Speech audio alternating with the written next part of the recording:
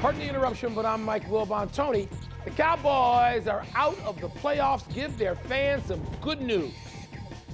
I'm Tony Kornheiser. Relax. You got Dak under contract. Yeah. Don't worry about a thing. Yeah. He's good. Are we going down this road today? We're not going down the all Cowboys all the time. That's not this show. We don't care that much about the Cowboys. We don't do that, do we? Well, we're not going to go all Cowboys, Good. but I think we're going to have to start with the Cowboys and the Niners. Okay. I mean, don't you think we're going to have to start with them in that insist. regard? Welcome to PTI, boys and girls. In today's episode, the Bengals bounce the Bills. Patrick Mahomes is hurting and the Eagles blow out the Giants.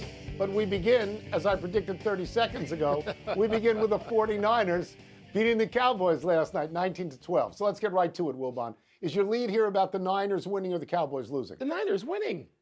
I mean, this is what the Niners do. They play great defense, and they showcase these offensive players, right? And you just saw that catch that Kittle made, which is the highlight, the video highlight of the weekend. That's, equals like 3 or 4 dunks, I guess, if we go across sport.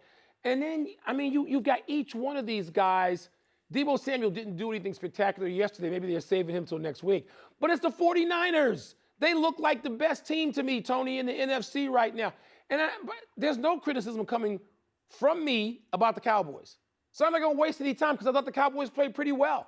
Dak's turnovers, okay, they were unfortunate. They weren't costly in particular. The Dallas Cowboys weren't good enough. They weren't as good as San Francisco by that much in San Francisco, Santa Clara, whatever. So I come to praise primarily the 49ers, not bury Dak and the Cowboys. Very good Julius Caesar reference by you. You weren't even an English major. I'm going to agree with you that the lead is the Niners winning. Mike, I'm the guy who sat here 11 or 12 weeks ago, the day after the Christian McCaffrey trade, when the 49ers were 3-3, and I said they're going to go to the Super Bowl. You did. Golf clap. I could get lucky 2 years in a row. Clap. You did. I mean, I could talk about Dak Prescott's interceptions. I could talk about the fact that Dallas only scored 1 touchdown. But this isn't Tampa Bay on the other side of the ball. Right. This is the best defense in the NFL.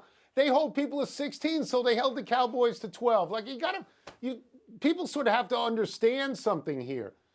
I don't want to slam the Cowboys. They haven't done well in the playoffs in almost 30 years. If you want to take them out for that, take them out for that. But they lost to a better team.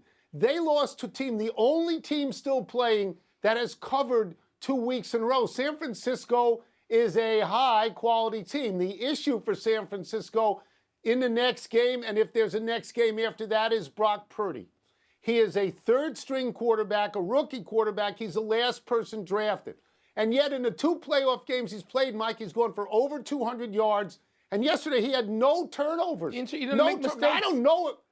I don't know if that's going to happen against Philadelphia. Yeah. But he's been in there long enough. He's 7-0. Tony. So you know what, Mike? Somebody on that team is coaching him up. They are. And let me mention this, too.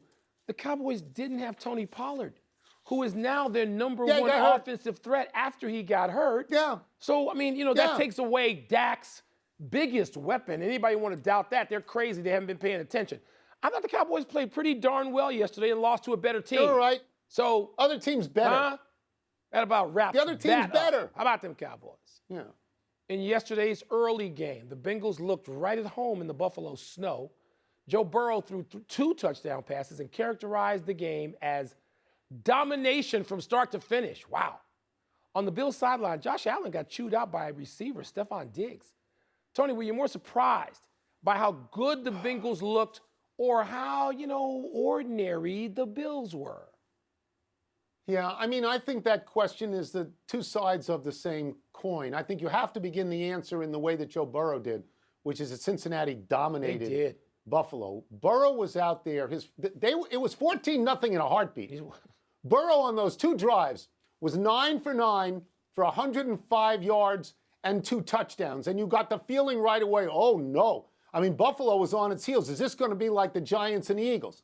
So it was really important that Buffalo then came back, went the length of the field, and Josh Allen ran it in from the 1. You say, okay, we got a game. No, it was no game, Mike, because Cincinnati came right back, went all the way down the field in 14 plays, used up about 8 minutes of clock.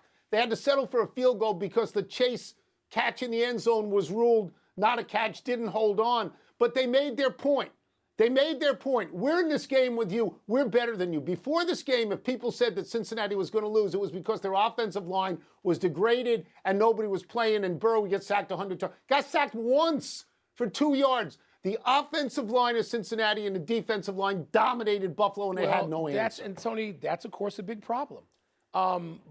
You said this, the better team, and even if you don't look at it as domination, and I thought it was, the better team won this game. Cincinnati's a better team than Buffalo right now. The question is what is Buffalo missing? Maybe they need a more dynamic runner to go with Josh Allen if they're going to play that way. Perhaps that is part of what they've got. Maybe they're not imaginative enough. In that case, people are going to point at coordinators or maybe even the head coach. Though people should shut up with the notion that it's time to make a change on the sideline in Buffalo. Just stop. People are so knee-jerk, overreactive after every single NFL game. The better team won that game. And Cincinnati has been better this year and last year. And part of it is Joe Burrow may be the best quarterback in the league right now. That's very possible. I know a healthy Patrick Mahomes would like to have something to say about that, but we ain't going to get a completely healthy Patrick Mahomes. But with Joe Burrow, Tony, and if you can't get to him, if you can't pressure him, and he has the time that he had against Buffalo, Cincinnati is better. Let me just tell you one thing. You were looking around wondering what they were missing. They were missing Von Miller. What? They were missing their closer. Missing that Von had a Miller. big effect on the game, but this has to be said. They were at home, they had snow, and they had a quarterback who runs well and can run to contact. All the conditions were right for Buffalo to win, and they did not win, and they got beat soundly. They did. So maybe that window, not closed, but crowded now with people like Joe Burrow. Yeah. Crowded now. Thanks for watching ESPN on YouTube. For live streaming sports and premium content, subscribe to ESPN+.